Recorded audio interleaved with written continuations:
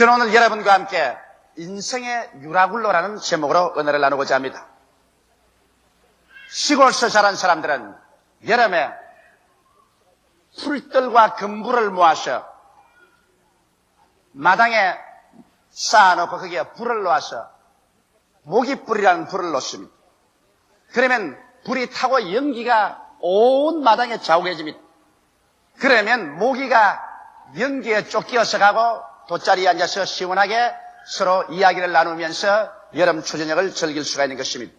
그럴 때 여러분 언제나 보면 불이 붙으면 불티가 상승 기류를 따라서 하늘로 솟구쳐 올라가는 것을 보게 되는 것입니다. 성경에 욥은 말하기를 불티가 하늘로 올라간 것 같이 인생은 고난을 위해서 태어났다고 말한 것입니다. 이 말은 이 세상 아담과 하와의 자손으로 태어난 사람 중에서 일생을 살면서 한 번도 고난을 겪지 않고 살 사람은 없다는 것을 말하는 것입니다. 하나님께서는 죄 없는 사람은 한 사람 내놓았었습니다.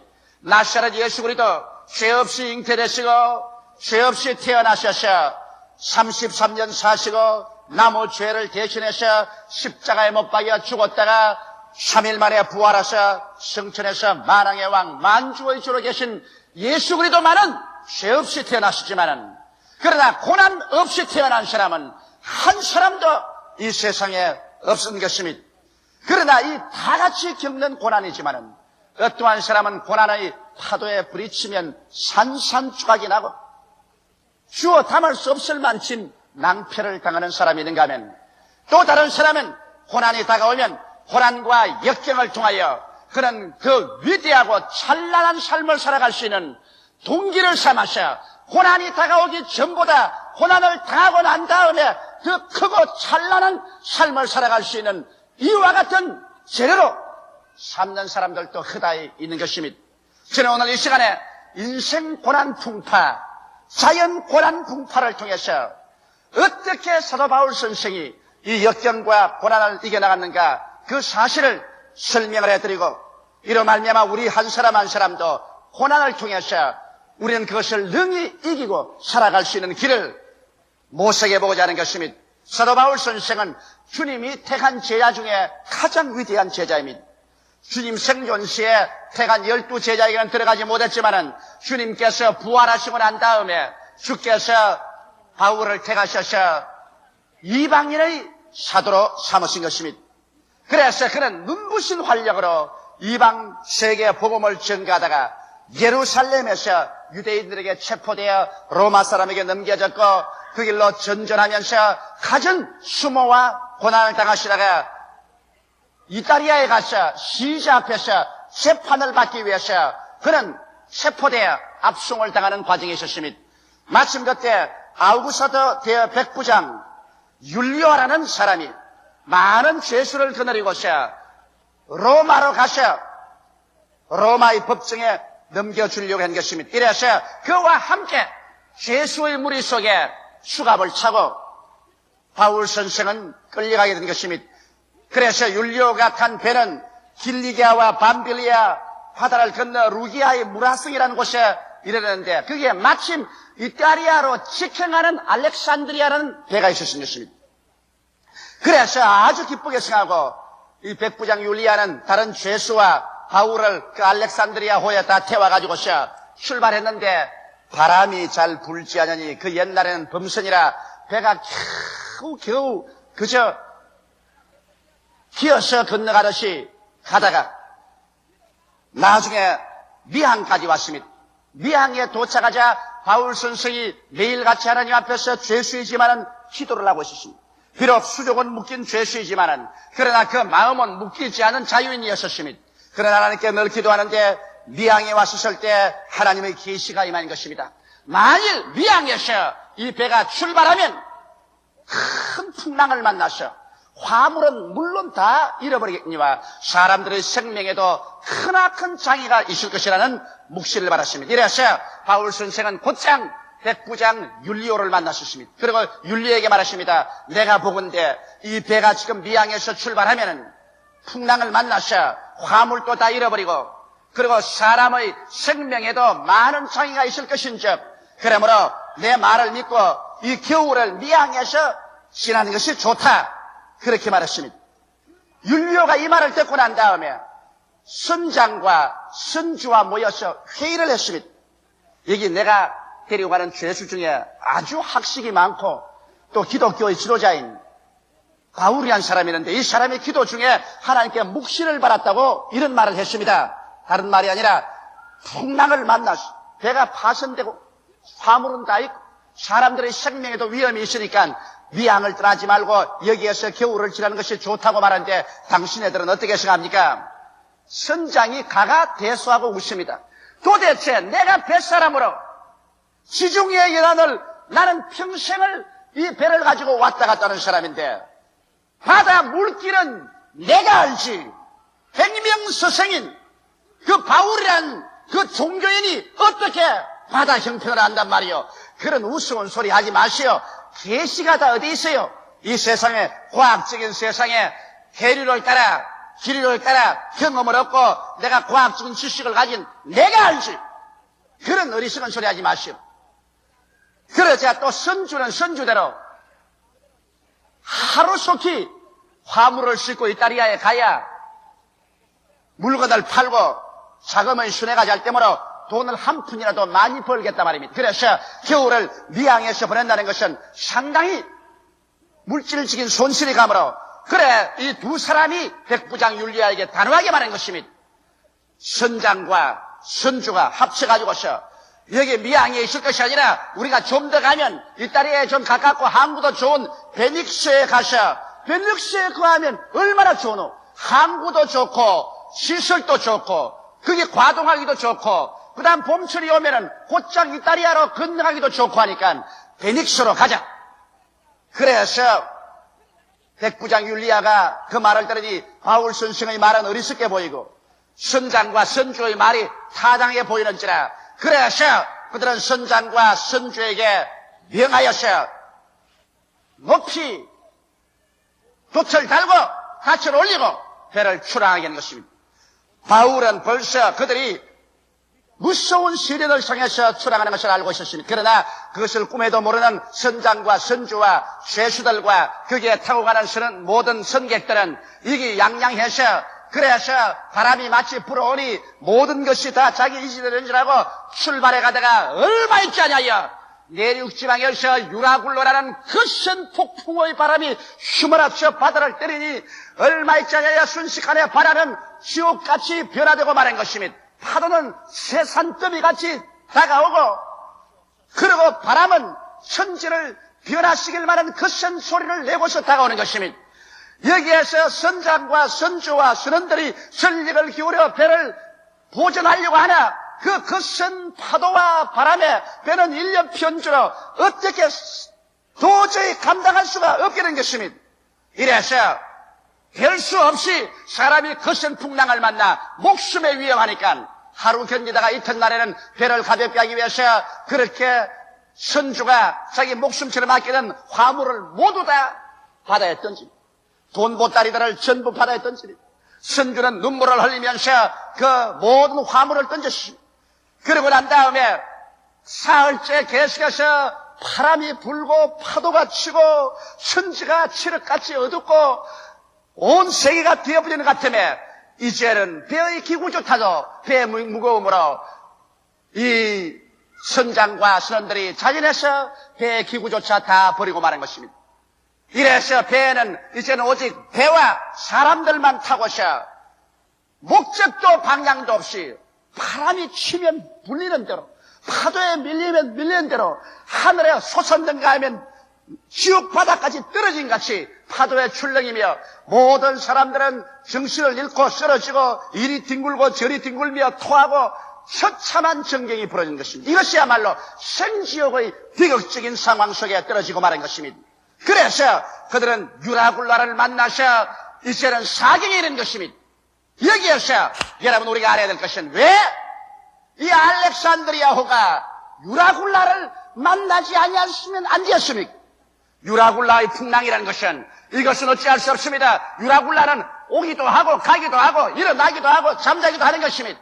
왜 구태여 알렉산드리아호가 유라굴라를 만나야만 됐었습니까? 그 이유는 이 선장의 교만, 선조의 탐욕 때문인 것입니다.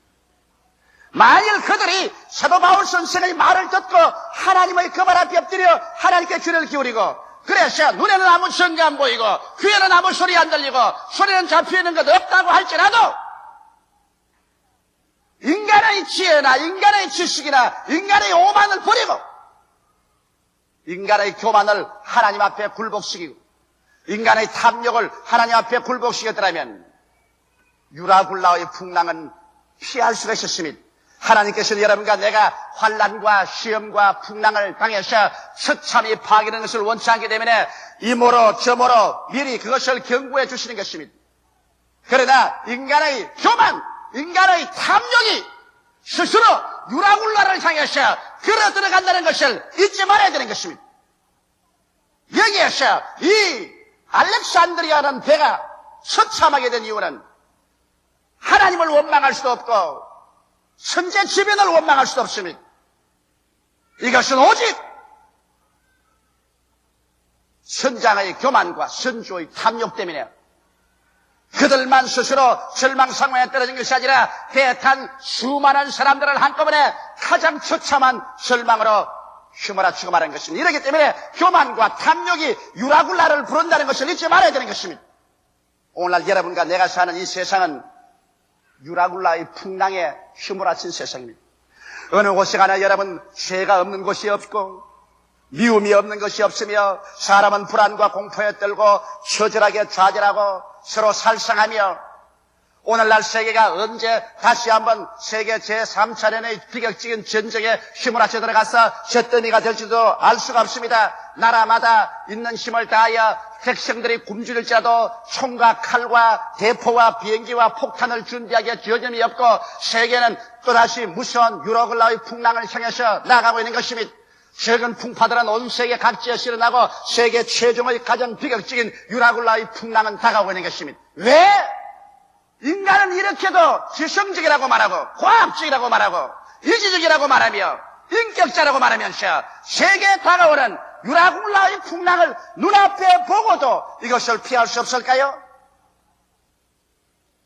아담과 하와가 이 세상에 유라굴라를 가져올 때도 우리는 단적으로 그 결점을 알 수 있습니다. 하나님께서 동방에 에덴 지으시고 보기에도 아름답고 먹기에도 좋은 나무로 다 실과를 맺게 하시고 거기에는 상암도 없고 해암도 없고 진선진미의 아름다운 곳이었습니다. 그와 같은 자리에서 아담과 하와를 두고서 하나님을 섬기며 하나님을 믿으며 하나님께 순종하고 그리고 하나님의 청지기로서 그 동산을 가꾸게 한 것입니다. 그러나 사탄은 아담과 하와에게 유라굴라를 가져오는 길을 알고 있었습니다. 인생 유라굴로, 인생 풍파를 가져오는 길을 알았습니다. 그것은 아담과 하와에게 교만과 탐욕을 넣어주면 죄악과 사망의 유라굴로의 풍랑이 불어와서 그들을 침몰시킬 것을 알고 있었습니다. 그래서 마귀는 때를 노렸었습니다. 하나님께서는 동산 모든 실과를 다 먹되 동산 중앙에 있는 선악을 아는 실과는 먹지 말라. 이를 먹는 날에는 죽으리라고 말씀하셨습니다. 이 선악을 아는 실과는 하나님의 주권을 상징하는 것입니다. 아담과 하와는 주권자가 아니요 주권적 소유자도 아니요 하나님의 종이요 하나님의 청지기로서 하나님을 섬기고 하나님을 순종하고 하나님을 믿고 하나님의 대리자로서 일하게 만들었기 때문에 이것 하나만은 분명히 하는 선악과 이것이 좋다 저것이 나쁘다 좋으니까 내가 선택하고 나쁘니까 내가 버린다는 주권적인 행위 이것만은 하나님의 것입니다. 그러므로 하나님의 주권을 존중하기 위해서 그것을 갖다 놓았습니다. 이것을 마귀가 악용한 것입니다. 아담과 하와가 에덴 동산에 있을 때 마귀가 와서 하와에게 말을 걸었습니다. 정말 하나님께서 동산의 모든 실과를 다 먹지 말라고 하느냐. 부정적인 방향으로 벌써 말을 찔러 넣었습니다. 하와가 대답하기는 아니라 동산에 있는 모든 실과는 다 먹되 동산 중앙에 있는 선악을 하는 실과는 먹지도 말고 만지도 말라 죽을까 하노라 하더라. 하나님 말씀을 정확하게 인용하지도 못했습니다. 그럴 때 마귀가 하는 말이 정면으로 부정해서 아니라 너희가 먹는 날에는 너희 눈이 밝아져서 너도 하나님처럼 될 것이라. 자, 교만입니다. 하나님처럼 주권자가 될 수 있다. 그래서 하와가 그 열매를 보니 먹음직하고 부함직하고 지혜를 얻기에 탐스럽게 한 겁니다. 탐욕입니다. 그래서 사람의 마음속에 교만이 심어지고 자기 분수를 넘어서 벌써 교만해지고 탐심이 들어오면 그때로부터 시작해서 유라굴라의 풍랑을 향해서 돌진합니다. 하와가 그 실과를 따먹었습니다. 그러고 난 다음 그 남편을 주워 먹게 하셨습니다. 마귀는 기뻐 뛰고 춤을 추면서 에덴에 나갔지만은 그때로부터 아담과 하와는 유라굴라의 풍랑을 향해서 정면으로 뛰어들라고 말한 것입니다. 무슨 유라굴라의 풍랑인 것입니까? 교만과 탐욕으로 말미암아 가져온 것은 하나님께 버림을 당하여 죄악의 유라굴라의 풍랑을 인류에게 몰아치웠으며 죄악의 결과로 다가오는 사망의 폭풍우를 몰아왔으며 그 뒤에 저주와 질병과 고난을 가지고 오고 말한 것입니다. 그래서 에덴에서 일어난 유라굴라의 폭풍우는 오늘날 인류 6천년의 역사를 통해서 세계 역사를 피로 물들이고 피의 강과 피의 바다를 만들었으며 역사의 페이지를 피로서 찍어서 짙게 만들어놓은 유라굴라의 풍랑의 희생자들이 되고 말게 한 것입니다. 만일 아담과 하와가 교만과 탐심을 버렸더라면 그런 유라굴라의 풍랑을 피할 수가 있는 것입니다. 유혹은 어디 가도 있어요. 유혹을 원망할 수 없습니다. 유라굴라의 풍랑을 만나는 것은 바깥의 유혹 때문에 그런 것도 아니고 환경이 나빠서 그런 것도 아니고 내 속에 교만과 탐욕이 들어오면 어느 곳이나 유라굴라의 폭풍우를 휘몰아쳐 오게 되는 것입니다. 오늘날 나는 수많은 사람들이 파탄하는 것을 보아왔습니다. 25년여의 목회 생활을 통해서 정말 하나님의 축복을 받고 아름답게 행복하게 되는 가정이 일시에 처참한 시련이 가정에 불어와서 파탄되는 것 보았습니다. 왜? 남편의 마음속에나 아내의 마음속에 교만과 탐욕이 들어오자 유라굴라의 풍랑이 가정을 산산조각 내는 것 보았습니다. 사업가들이 사업을 잘해 나갑니다. 이런 상태로 나가면 얼마짜리야 참 훌륭하게 사업도 잘 되고 깊은 뿌리가 박힐 것이라고 생각하는데 갑자기 이 사람의 마음속에 유혹이 들어와서 그만 스스로 교만해져서 머리를 내어 흔들기 시작하고 그 다음 탐욕이 들어와서 자기 분수를 넘어서 손을 내어 밀고 빚을 갖다 놓고 차관을 가져오고 투자를 하고 야단법석을 해서 제일 처음에 흥청망청합니다. 그러나 벌써 운명은 결정되었습니다. 왜?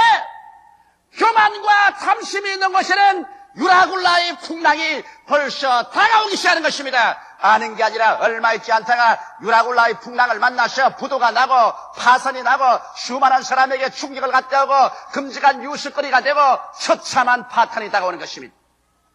인생에게 가장 무서운 여러분 두 가지 죄가 교만과 탐욕인 것입니다. 교만은 패망의 선봉이요 멸망의 앞장이며 탐심은 우상 숭배이기 때문에 하나님께서는 이 교만과 탐욕 이 두 가지를 용납하지 않습니다. 마귀는 바로 교만과 탐욕의 완전히 뭉쳐진 것입니다.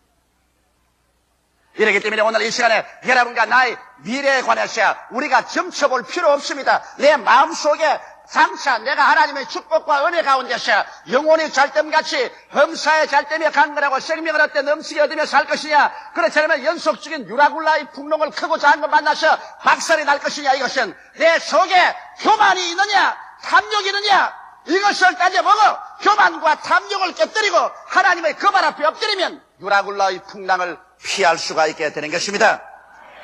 그러면 나는 유라굴라를 극복한 바울에 대해서 말씀해 드리겠습니다.